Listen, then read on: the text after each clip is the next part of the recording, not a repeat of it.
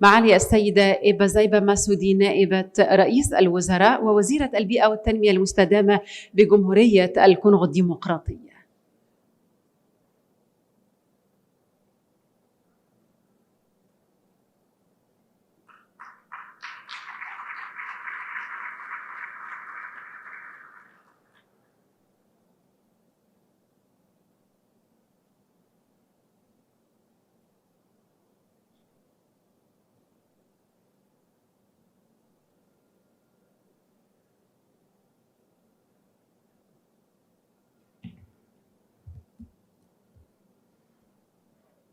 Excellences, Monsieur le ministre de la République arabe d'Égypte en charge des ressources en eau et irrigation, Dr Mohamed Abdelati, chers frères, distingués invités à vos titres et qualités respectifs, nous tenons de prime abord à exprimer notre grande considération à son Excellence Dr Mohamed Abdelati qui a bien voulu nous associer à cette activité liée à l'eau et qui tient à l'avenir de l'humanité tout entière. Ensuite, nos remerciements vont tout droit à la République arabe d'Égypte, son gouvernement, pays frère, de nous avoir accueillis sur son sol afin que la vision de la République démocratique du Congo en matière de ressources en eau soit partagée lors de cette 4e semaine de l'eau du Caire sous le thème eau, population et changement global, défis et opportunités. Mesdames et messieurs, la gestion des ressources en eau aujourd'hui doit obéir à un certain nombre de principes. Ceci pour nous permettre de relever les défis qui se dressent devant nous et saisir aussi les opportunités présentes. Cependant, la meilleure approche reste celle de la gestion intégrée des ressources en eau. Ça signifie que toutes les utilisations de l'eau doivent être faites dans la globalité. Les décisions pour la gestion et la répartition des quotas par l'utilisation doivent tenir compte des effets de chaque usage sur les autres et sont définies dans une approche participative. L'agir repose sur 4 principes définis lors de la conférence internationale sur l'eau et l'environnement à Dublin en janvier 1992. Ces principes sont renforcés par la conférence des Nations Unies sur l'environnement et le développement à Rio de Janeiro en juin 1992.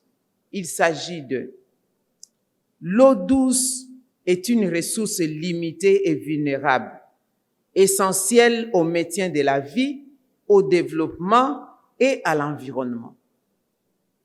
Le développement et la gestion de l'eau doivent être basés sur une approche participative impliquant les usagers, les planificateurs et les décideurs à tous les niveaux.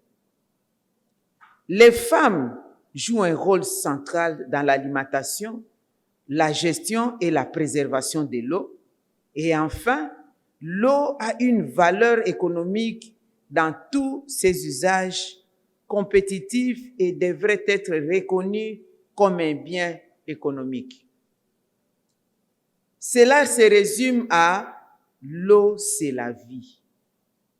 Nous devons donc la gérer et la conserver de manière consensuelle en tenant compte des besoins des uns et des autres. Ayant pris connaissance de ces 4 principes de l'agir, la gestion intégrée des ressources en eau, conscient de la notion de bassin versant qui est l'unité naturelle homogène dans la gestion des ressources en eau et sachant que l'agir s'oppose à l'approche sectorielle en vigueur dans certains pays, la République démocratique du Congo, mon pays, n'a pas hésité un seul instant à créer avec ses voisins les regroupements suivants. D'abord, la Commission internationale du bassin du Congo, Ubangi Sanga, SICOS en sigle, depuis 1999, l'Initiative du bassin du Nil en 1999, l'Autorité du lac Tanganyika en 2008 et l'Autorité du bassin du lac Kivu et de la rivière Ruzizi en 2011.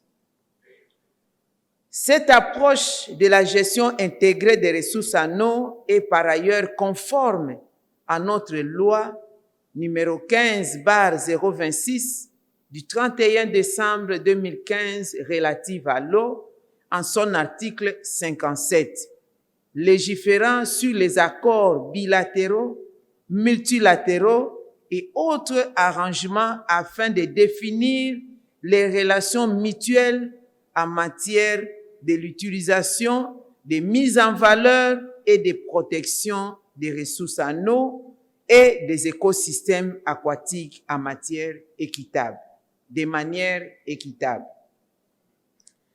La République démocratique du Congo regorge plus de 52% d'eau douce du continent africain, offre 88%, 98%, je voudrais dire, de l'étendue de son territoire national au deuxième plus grand bassin hydrographique du monde, après celui de l'Amazonie. La RDC contribue à la hauteur de 65% du volume d'eau totale du bassin du Congo, qui offre des opportunités exceptionnelles pour le développement socio-économique du continent.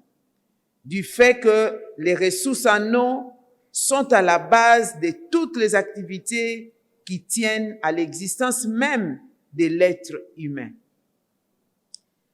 Ces multiples usages vont de l'hydroélectricité, l'agriculture, la navigation, l'industrie dans son ensemble, la pêche, l'approvisionnement en eau potable, le tourisme, le maintien de la biodiversité et l'atténuation des effets du changement climatique.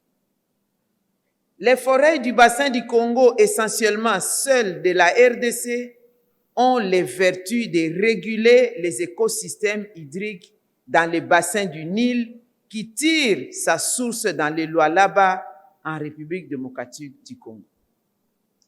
Les défis à relever dans ces secteurs reposent essentiellement sur trois principaux axes, à savoir, premièrement, le transfert des technologies des pays avancés vers les pays regorgeant d'énormes potentialités comme la RDC dans le secteur des ressources en eau et des forêts.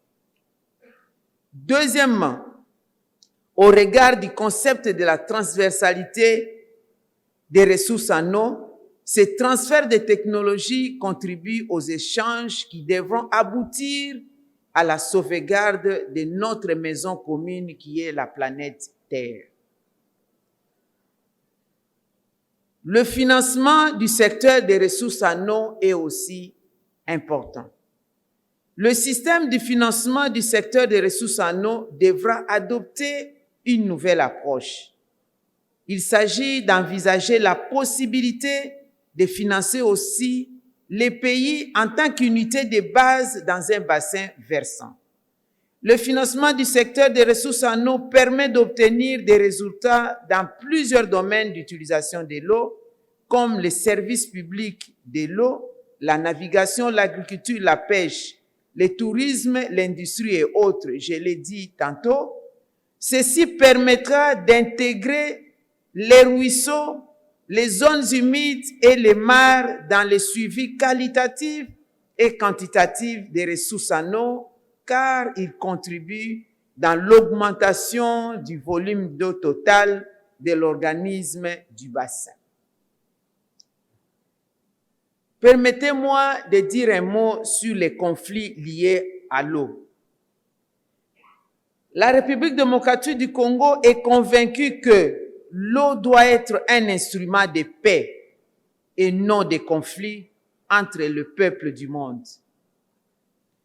Le déséquilibre constaté dans la distribution d'eau douce à travers le monde et la démographie exceptionnelle dans certaines contrées seraient les principales causes des conflits dus à l'accès à l'eau.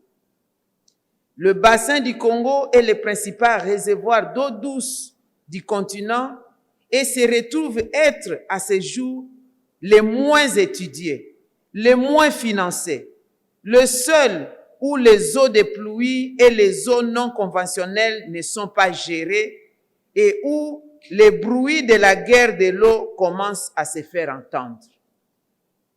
Avec sa pluviométrie abondante, ces bassins méritent notre attention particulière en termes de recherche, de financement et d'investissement dans le secteur des ressources en eau. Les conflits liés à l'eau, ils sont déjà observés dans la partie nord-est du bassin entre éleveurs et agriculteurs, et le gouvernement de mon pays s'y attelle pour des solutions durables.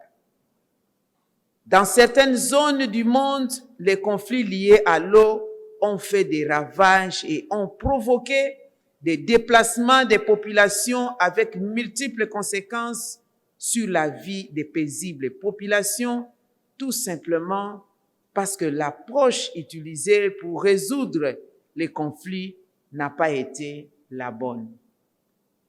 Excellences, Monsieur le ministre, distingués invités, le secteur de la gestion des ressources en eau ne présente pas que des défis, mais aussi des opportunités qui sont énormes du fait que ce secteur constitue le socle de toutes les activités socio-économiques. Encore une fois, j'en appelle à des financements conséquents du secteur de l'eau dans les pays disposant d'énormes potentialités, notamment dans la valorisation des eaux non conventionnelles et des eaux de pluie. Cet apport excédentaire permettra aux États d'envisager des transferts virtuels des produits des secteurs utilisateurs des ressources en eau vers les pays ne disposant pas des ressources en eau suffisantes. Les secteurs comme l'hydroélectricité, la pêche et l'agriculture, l'industrie et autres peuvent faire l'objet des études par les spécialistes sur notre continent pour réaliser des transferts virtuels de l'eau. Cela présente plusieurs avantages pour le développement de tous. La stabilité des pays, la réduction des conflits entre les peuples, la réduction des migrations des peuples, les transferts de technologies et enfin d'atteindre les objectifs de développement durable d'ici 2030 et l'agenda africain en 2063. Excellences, Monsieur le ministre, chers frères, Mesdames et Messieurs, distingués invités, au nom du président de la République démocratique du Congo, son Excellence le président Félix Tshisekedi Wachilombo, et au nom du Premier ministre de la République démocratique du Congo, je vous remercie.